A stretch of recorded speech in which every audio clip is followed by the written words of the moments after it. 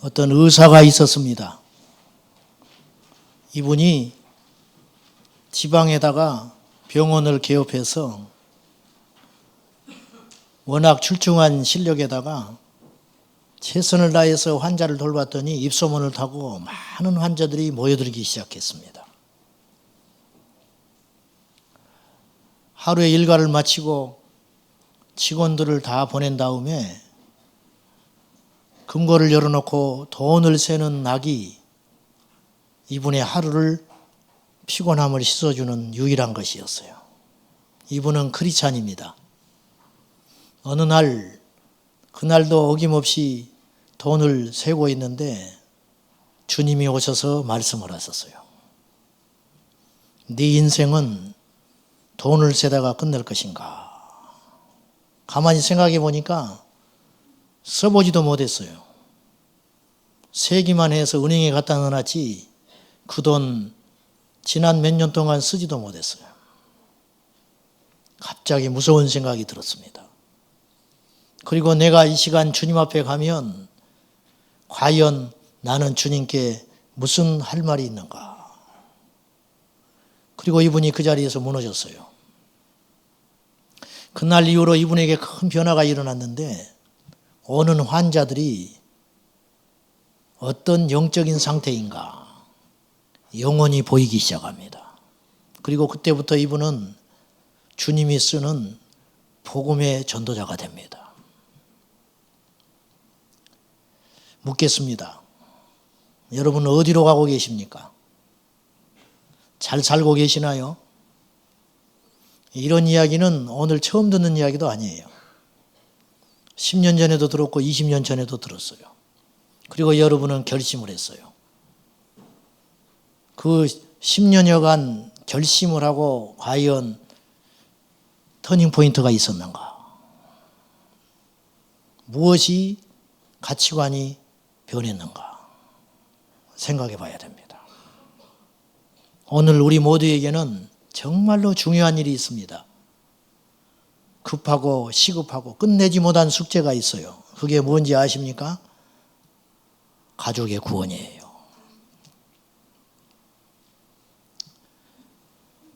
오늘 장례를 당한 고인 되신 집사님은요, 우리 교회가 이쪽으로 옮겨올 때 교회를 떠났던 분입니다. 예배 안 드리셨던 분이에요. 3년 가까이. 저는 너무 가슴이 아파요. 저는. 인간적으로는 섭섭하고 밉습니다. 아침도 걸르고 공원에 나갔다가 쓰러져서 가셨어요. 임종도 못 지켰습니다. 자식들한테 큰 아픔 주고 가셨어요. 그분 부인은요, 전도사님입니다.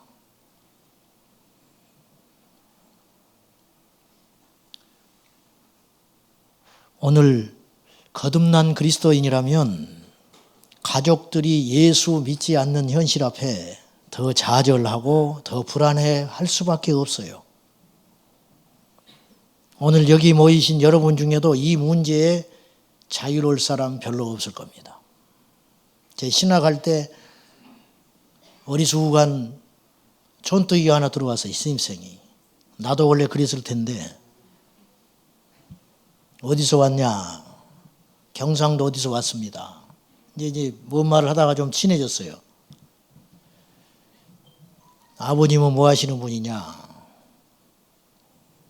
나완자촌에서 목회하십니다. 너무너무 훌륭하다. 그 아버님 너무너무 존경스럽다 내가. 그랬더니 얘가 두 눈을 부릅뜨더니 뭐가 존경스럽니 나한테. 자기는 성미 먹는 것에 질린 사람이래. 성미살이 좋지 않아요. 여기저기서 막 모이니까. 성미살 안 먹어보는 게 소원이고 나완자촌들이 계란을 하니까 입에서 계란 냄새 날 정도로 어릴 적부터 계란 먹어가지고 자기는 지금 계란도 안 쳐다봅니다. 그 미련하게 그곳에서 목회하는 우리 아버지가 뭐가 존경합니까? 존경스럽습니까? 그러면서 자리를 박차고 갔어요. 상처가 있어서. 철이 없으니까. 얘가 그 뒤로 방황을 하고 군대를 가더니 복학을 안 했어요. 아마 중도에 그만둔 것 같아요. 억지로 신학교 보낼 수 있죠. 그러나 하나님을 만나는 건 1대1의 사건이에요. 제가 하도 어릴 때부터 별나게 예수를 믿으니까 명절날 가족 친지 모임에 가면 다 놀립니다, 저를. 사촌들이 뭐라 그러냐면, 야야, 나는 네 발가락, 네 뒤에 발꿈치만 잡고 있어도 같이 천국 갈 수 있지. 나한테 그래요. 내 자리는 네 덕에 얻을 수 있겠지. 제가 정색을 하고 이야기합니다. 내가 농담으로 받아칠 수 있어요. 그러나 그건 농담으로 할 수 있는 이야기가 아니에요. 혹시라도 오해할까 봐 내가 분명히 정색을 하고 이렇게 이야기했어요. 안 된다. 구원은 1대1의 문제다. 철저히 1대1의 문제다. 이렇게 이야기하곤 했어요. 저는 불신자 집에서 목사가 된 것이 은혜요 기적인데, 그 다음에 저는 믿지 않는 문화와 그 영적인 풍토에서 치열하게 나름대로 지금까지 싸우고 있습니다. 그래서 믿는 자들에게서 목회하는 동료들이 부럽고, 믿지 않는 풍토에서 홀로 외롭게 싸워가는 믿음의 형제 자매들을 보면 나와 같은 마음이어서 마음이 그렇게 아프기는 해요. 이상하지요? 우리는 예수 분명히 믿습니다. 그리고 천국 지옥도 확실히 믿어요. 간 사람만큼 믿어요. 그렇잖아요. 그러니까 우리 여기 와 있는 거예요. 모욕을 견디고 삶의 어려움을 이기고 여기 온 거예요. 거리를 마다하지 않고. 우리 예수님 다시 오신다? 그것도 우리는 확실히 믿습니다. 그래서 멕시코에 지진이 났다. 아, 예수님이 오실라나 보다. 이렇게 남북에 긴장이 일어나는 것도 이거 예사스러운 일이 아니구나. 이렇게 믿음과 결부시킨다고요. 그런데 말이죠. 그런데 밖에 나가서 노방전도 해요. 교회에 방황하고 있는 사람들이 있으면 교회에 소개해가지고 교회에 뿌리내리기 위해서 애를 씁니다. 근데 왜 우리는 집에 가면 복음을 못 전하고 있습니까?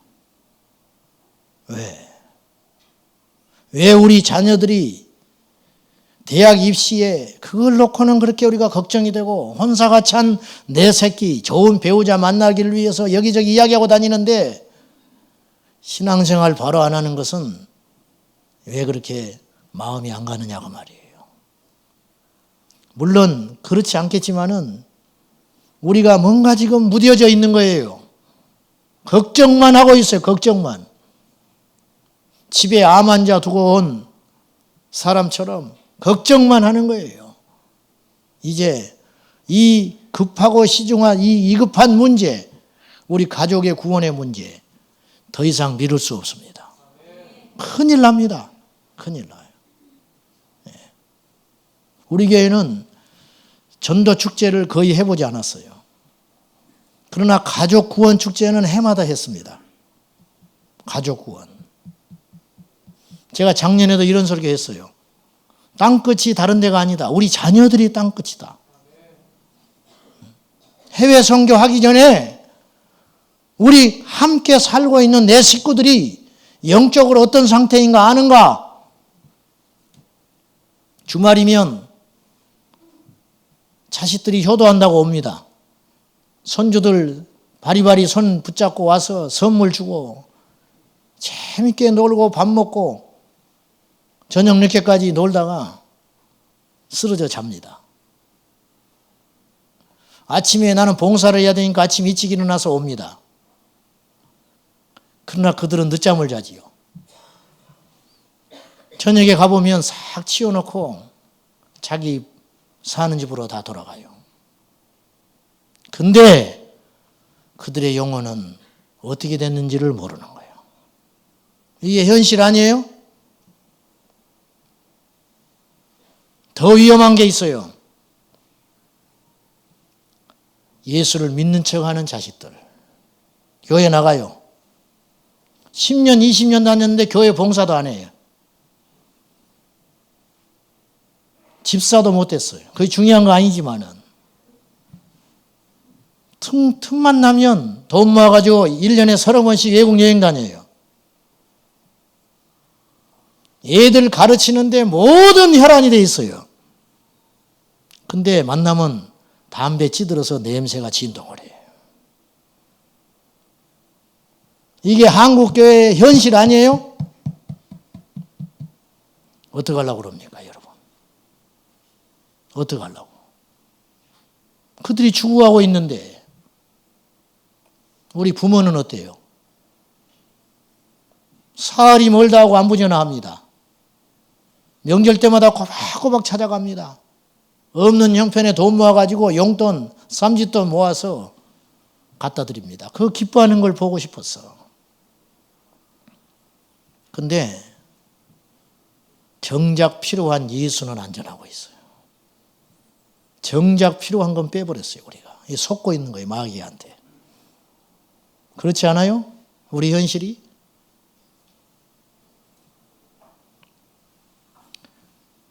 미국에 전도사님이 계시는데 저하고 주안에서 교제하는 분입니다. 자녀들 잘 키웠습니다. 지난 봄에 한 2주 일정을 잡아서 고국에 있는 이 핏줄들, 혈연들에게 예수 안 믿는 친척들 복음 전하려고 작심하고 들어오셨어요. 사단이 얼마나 역사하는지 어느 날부터 고열의 기침에 시달려가지고 저 지방 곳곳 다니면서 예수 믿게 전하고 우리 교회에도 몇 분을 모시고 왔어요. 멀리 사는 분을.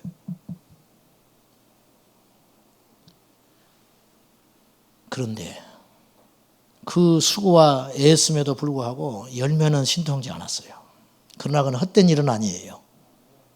이분이 통곡을 하는 거예요. 잠을 못 주무세요. 어떡하냐는 거예요. 왜 우리는 가족들에게 복음을 진지하게 전하기 어려운가? 첫째는 삶의 환경과 여건이 녹록지가 않아요. 주일 성수가 믿는 사람에게는 당연한 일이지만은 믿지 않고 직장 다니고 가게 문 열고 있는 그들에게 예수 전해가지고 주일날 예배 가자고 하는 소리가 그거 쉽지 않은 소리입니다. 생활고로 생활에 찌들러 어렵고 사는 사람, 가정에 문제가 있어서 이혼 직전에 있는 사람, 그들이 필요로 하는 것은 돈이고 사랑이고 문제 해결이지 예수가 아니거든요. 영이 죽어 있으니까. 그들에게 예수를 전한다는 거 큰 용기를 갖지 않으면 쉽지 않아요. 그래서 우리가 기회만 엿보고 하루하루 하다가 여기까지 온 거예요. 이제는 용기를 내야 할 때가 왔어요. 이제는 더 이상 미뤄서는 안 돼요. 더 이상. 언제까지 우리가 미룰 겁니까? 언제까지? 병을 고치는데도 시간이 있어요. 골든타임. 시간 놓치면 끝나는 거예요. 아무리 큰 희생을 해도 그거는 해결할 수 없는 날이 오는 거예요. 그 시간을 놓치면 안 돼요. 그 시간이 지금 흘러가고 있어요. 그 시간이. 명절날 갑니다. 가면 술판 벌려놔요. 가기 전에 기도하지요. 반드시 이번엔 전도하고 오겠다. 근데 가자마자 보니까 술판 벌려놨어요. 한쪽에 고스톱 치고 있어요. 어떻게 예수 못 전하겠어요? 이 겁이 넘으면 내일 아침에 해야지. 그 다음날 아침 되니까 사촌 친척들이 몰려오기 시작하는데 밥 먹고 어쩌고 이런저런 이야기 하다 보니까 올 시간이 됐어요. 그리고 바리바리 싸주는 거 차에 싣고 오는 거 아니에요? 한마디 예수도 못 전하고. 이게 우리 현실이에요. 이게 우리 현실. 교회에서는 열심히 믿지요. 교회에서 뭐 다 순교자들 같아. 그들 가운데 가면 힘을 못 쓰는 거예요. 그들 가운데 가면. 감각이 싹 사라져 버리는 거예요. 등잔 밑이 어둡다고 매일 만나는 내 자식, 내 배우자, 정색을 하고 예수 믿자고 말하기가 쉽지 않아요. 그렇지요? 그래서 우리 흘러가고 있는 거 아니에요, 시간이 지금. 제가 목사 안수 받기 전에 전도폭발 훈련을 받으러 갔습니다. 명색이 목사가 된다는데 다른 건 몰라도 전도는 전문가가 돼야 되지 않겠냐. 양심에 내가 이 걸림이 있어서 목회자들 한 5, 60명 모이는 전도폭발 훈련을 받으러 갔어요. 마지막 날 두 분이 간증을 하는 게 내가 잊혀지지 않아요. 이 목사님, 부목사님인데 자기 집에 사택에 지방대학 나와서 서울로 취직한 자기 동생이 와 있는 거예요. 6개월이 넘도록 옛날엔 주 5일제가 아니니까 토요일까지 근무하고 때로는 주일날도 나가요.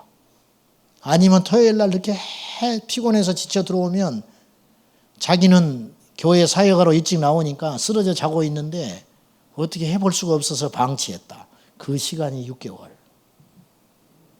그리고 저녁에 교회에서 갔다 들어오면은 동생이 외출한다든지 텔레비전 보고 있어도 6개월 동안 한 번도 예수 믿으라는 소리는커녕 교회 가자는 소리도 내가 못하고 살았는데 내가 하나님 앞에 회개합니다. 내가 지금 내려가면 그 동생, 다른 사람이 문제가 아니고 내 동생, 우리 집에 와 있는 내 동생도 전도를 못하는데 내가 누구를 전도하겠냐고 이분이 통곡을 해요. 한 목사님은 또 지난주에 훈련받으러 오기 전에 자기 목회하는 교회 집사님 아버님이 병원 중환자실에서 돌아가셨어요. 돌아가시기 직전에 임종예배 드리자고 해서 갔는데 기도만 해줬지 예수 믿으란 소리 한마디도 못하고 자기가 나온 목사라고 이분이 통곡을 해요. 제가요 열심히 신방할 수 있어요. 그거 주의 일이죠. 제가 목회할 수 있습니다. 근데 그 일일 수 있어요. 일. 영혼과 상관없는 일. 어떤 사람이 사업이 어렵다 그러면 내 가슴이 좋지 않습니다. 정말 잘 됐으면 좋겠어요. 근데 영혼이 허물어져 가는 거는 무감각할 수 있어요. 이렇게 인간은 둔한 존재예요. 여러분, 온 세상 만물 다 버리고 포기하고 망해도 예수 생명 얻어서 천국 가면 그 인생은 승리한 인생 아닙니까? 이게 교과서적인 이야기가 아니에요. 사실이라 사실. 천하를 얻으면 뭐하겠는가? 네 생명을 잃으면 무엇이 유익하겠냐? 마귀는 다른 거 다 준다니까요. 다른 거 다 줘.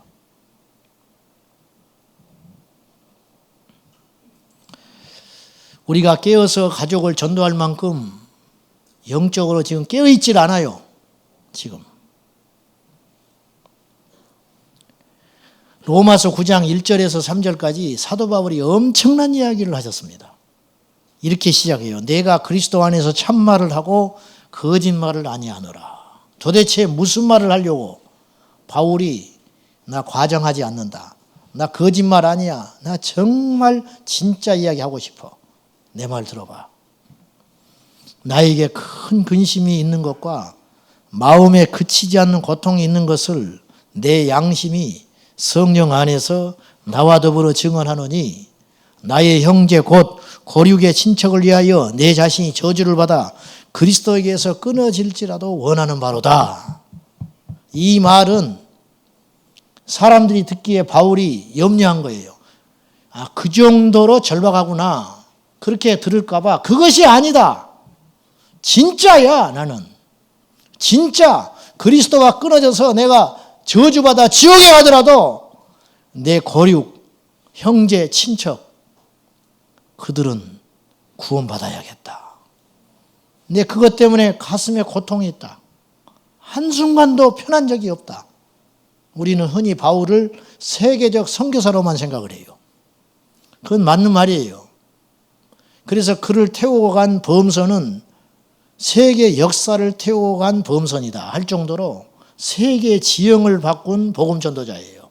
이 사람이 사도 바울이에요. 근데 바울이 실상 자기 안에 근심하고 걱정하고 염려했던 건 뭐냐면 자기 가족들이었어요. 자기 가족의 구원. 그것이 필생의 기도의 제목이었어요.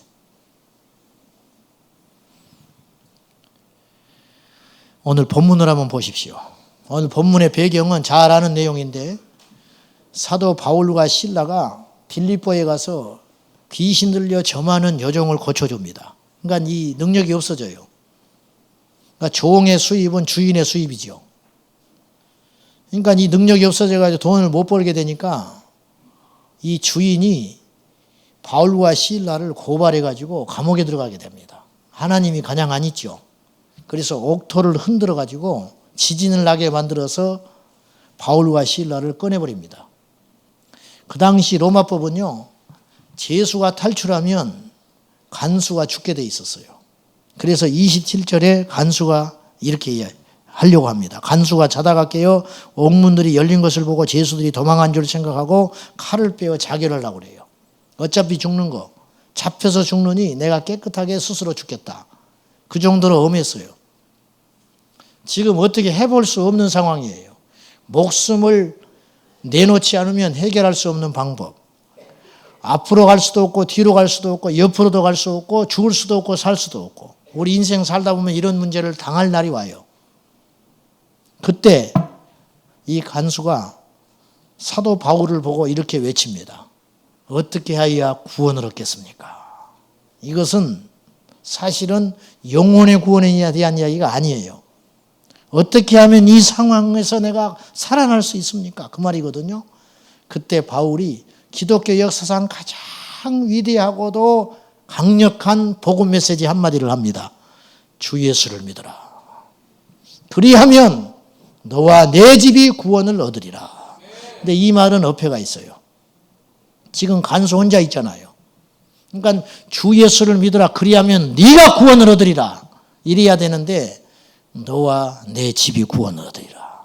즉 우리와 가족은 뗄 수 없는 관계라는 거예요. 영적으로도. 여러분, 우리 가족에 누가 망했어요. 내가 망한 거예요. 그러면 누가 병들어요. 병들었어요. 내가 병든 것과 똑같아요. 똑같은 고통받는 거예요. 자식이 아프면 부모도 잠 못 잡니다. 똑같이 수고하고 똑같이 고통받고 똑같이 눈물 흘려요. 구원도 마찬가지라는 거예요. 우리 가족이 다 구원받기 전까지는 나의 구원은 완성되지 않는 거예요. 이해되시면 아멘 하십시오. 주 예수를 믿어라. 그러면 반드시 일어나는 일이 있는데 너와 내 집이 구원을 받게 될 것이다. 그것이 안 이루어졌다. 그러면 우리의 구원은 진행 중인 거예요. 우리의 구원은 진행 중. 나는 완전히 구원받았지만 주님이 보실 때 가족 구원이 이루어지지 않았으면 나의 구원은 아직 진행 중이에요. 나와 가족은 하나입니다. 온전히 하나. 하나. 오늘 여기에 전도받아서 온 우리 가족들이 계실 겁니다. 마지못해 지금 나와주고 계신 분들이 계실 거예요. 내가 그분들한테 말씀드리고 싶어요. 꼭 들어야 할 사람들은 또 안 왔네. 인심 쓰지 마세요. 교회에 나와주지 마시라고요. 이분들이 교회에 모시고 왔잖아요. 그리고 눈물 뿌려 뒤에서 기도했어요. 이제 이분들이 할 일은 다 한 거예요. 1대1이에요. 여러분과 하나님을 만나는 건 이제 여러분의 몫이에요. 1대1의 문제. 여러분 보십시오. 왜 그렇게 다른 걸 다 포기하고서라도 나를 그렇게 교회에 데리고 오려고 하는가? 이유가 있지 않겠어요? 이유가?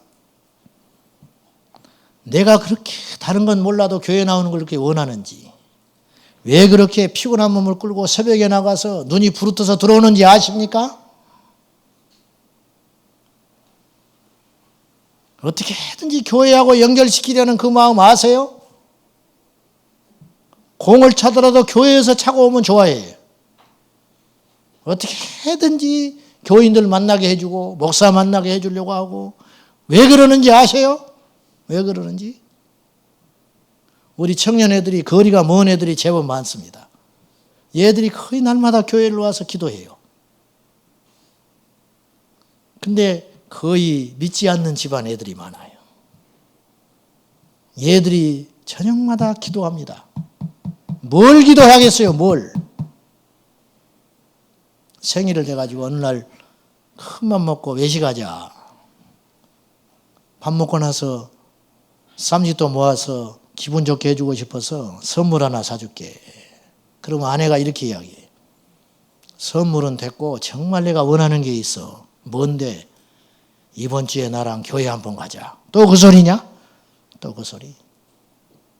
재수없이 말이지. 들어가자, 들어가. 선물도 못 받고 욕만 먹고. 왜 그러는지 아세요? 왜 그러는지 아시냐고. 성경에서요, 가족의 구원을 이룬 모델이 나와요. 사도행전 10장의 고넬료의 가정입니다. 사도행전 10장 1절에서 3절까지 보면 고넬료는요, 4가지의 특징이 나왔어요. 첫째, 그들은 하나님 앞에 경외하는 사람, 하나님을 경외하는 사람, 온 집으로 하나님을 경외했다. 경건하여 하나님을 온 집으로 경외했다. 세 번째, 백성을 많이 구제했다. 네 번째, 하나님께 항상 기도하더니, 이렇게 표현하고 있어요. 그리고 그 기도를 하나님이 들어주셔서 옆바에 있는 베드로를 고넬료에게 보냅니다. 고넬료가 들어왔을 때요, 베드로가 들어왔을 때 고넬료가 이렇게 고백을 해요. 오셨으니 잘하였습니다. 그리고 고개 숙여 엎드려 절을 하는데 그 전에 이런 말을 해요. 우리는 그래요. 자기만 있는 게 아니에요. 누가 있었냐?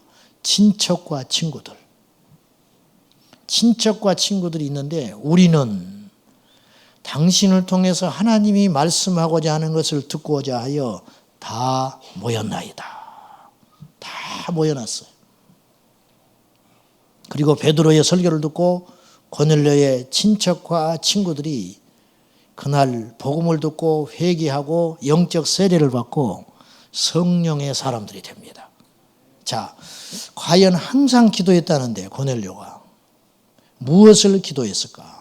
로마 본토에 승진해서 가는 걸 기도했을까? 천만에 가족의 구원을 위해서. 고넬료는 불철주야 기도하는 사람. 그리고 하나님이 그 기도를 들어주기 시작했다는 거예요. 우리는 가족의 구원을 위해서 무엇을 해야 할 것인가? 당연한 일이지만 기도해야 됩니다. 기도. 가족의 구원을 위해서 기도하십시오. 여러분, 대학 입시를 앞두고 좋은 대학에 들어가라고 우리가 철야기도 해요. 새벽 기도해요. 근데 그들의 구원을 위해서 그렇게 해본 적 있으세요? 사업 망했다는 소리 들으면 작정하고 철야합니다. 기도합니다. 그리고 기도 부탁해요. 근데 그들의 영혼을 위해서 그렇게 처절하게 기도해 봤냐고 말이요. 앞뒤가 안 맞는 거예요, 우리가. 믿노라 하면서.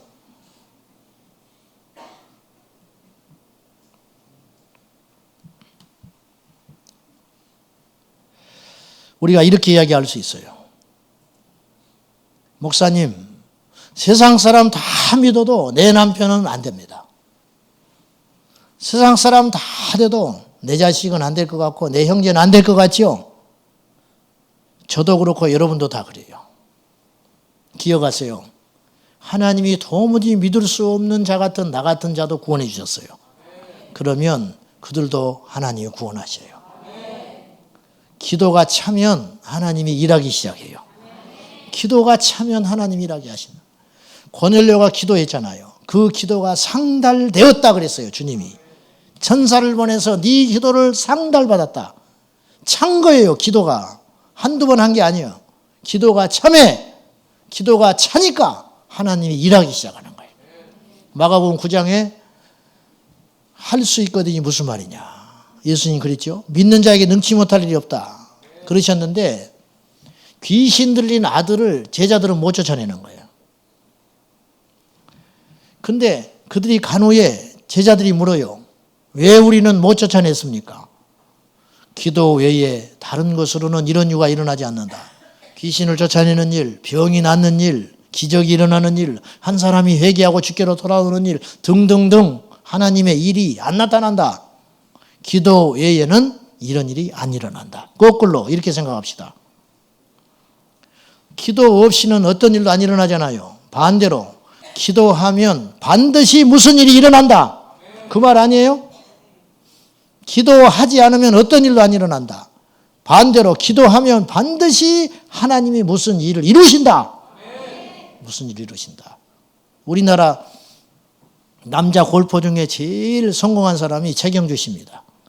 이 사람은 PGA에서 5번 우승했어요. 아시다시피 완도 촌놈입니다. 원래 역도 선수, 고졸이 전부인 사람. 이분이 얼마나 무지했냐면 골프 연습장에서 골프 치는 걸 보고 뭐라고 했냐면 지나가면서 왜 꽁 키우는 사육장에서 골프 치냐고 그랬다는 거예요. 꽁 사육장에서 골프 치고 있다고 말할 정도로 무지한 사람. 근데 이분이 아내를 잘 만났어요. 믿음의 아내, 기도하는 아내를 만났어요. 한국을 제패했습니다. 일본을 제패했어요. 미국 PGA에 갔는데 라이센스가 있어야 PGA 투어에 참여할 수 있어요. 근데 마지막 날 경기 하루 앞두고 35명에게만 라이센스를 줘요. PGA 투어에 참석할 수 있는 자격을 주는데 이분이 마지막 날 경기를 앞뒀는데 53등이에요. 이거는 불가능한 일이에요. 왜냐? 실력이 고만고만하니까. 아내가 기도하기 시작합니다. 그리고 극적으로 34등이 돼요. 그래서 라이센스를 얻게 돼요. 이분이 34등 확정됐을 때 뒤를 돌아봤을 때 그의 아내는 기도하고 울고 있었어요. 최경주 씨는 항상 우승한 다음에 영광을 하나님께 돌리고 자기 아내에게 돌려요. 그 아내는 새벽마다 믿지 않을 때 남편이 훈련에 지쳐있고 스폰서도 없이 외롭게 골프를 치고 있을 때 쓰러져 자고 있는 남편이 깰새라 새벽 기도 와서 발가락을 잡고 기도했다고 그래요.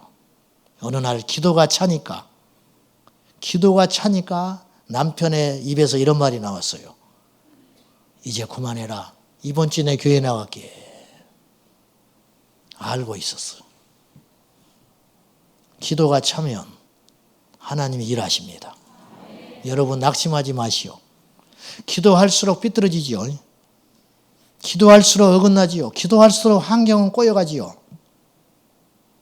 그러나 때는 돼가고 있어요.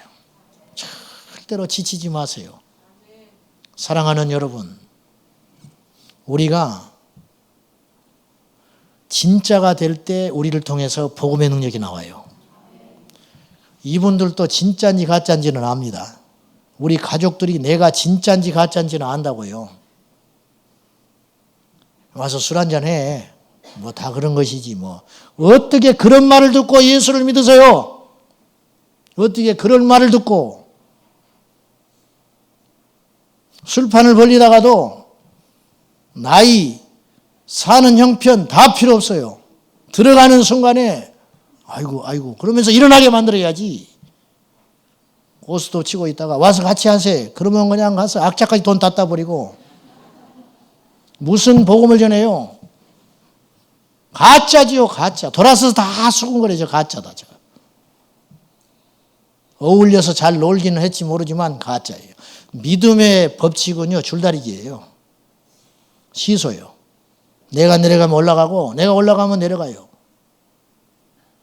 내가 그들을 끌고 올 것인가, 내가 그들의 문화 가운데 동화돼 갈 것인가, 이 둘 중에 하나밖에 없어요. 내가 끌려가면 지는 거예요. 내가 끌고 와요. 영권이 있어서 끌고 와야 됩니다. 무슨 말이냐?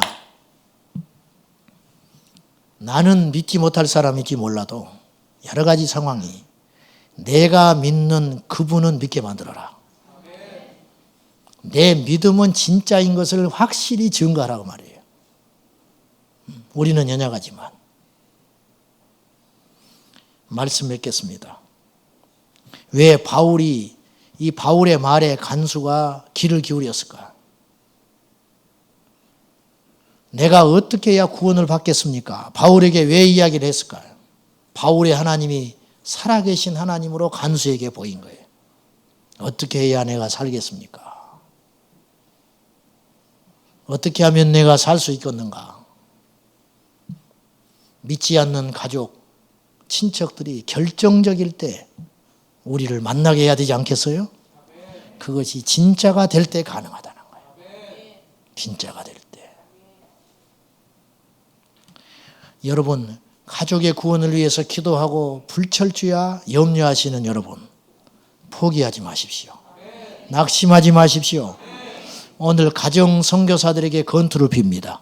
승리의 날이 오고 있습니다. 반드시 하나님이 기도가 찰 때 일하시게 될 것입니다. 기도하겠습니다. 아버지 하나님, 이 중대하고 시급하고 위급한 문제를 우리가 처리를 못하고 있습니다. 우리 가족들이 방황하고 있는데, 예수를 떠나 있는데, 오늘 우리는 아무런 문제의식이 없이 살아갑니다. 마치 나라가 위기 가운데 있다고 하는데 흥청망청 사는 것과 똑같습니다. 몸에 암세포가 번져서 죽는 줄 모르고 흥청망청 살아가는 인생과 똑같습니다. 주여, 우리에게 분별력을 주시고 용기를 주시고 성령의 충만함을 주셔서 눈물 뿌려 기도할 때 하나님 반드시 응답하실 줄로 믿습니다. 주여 도와주시옵소서. 역사하여 주십시오. 꿈속에라도 만나 주시옵소서. 예수님의 이름으로 기도하옵나이다. 아멘.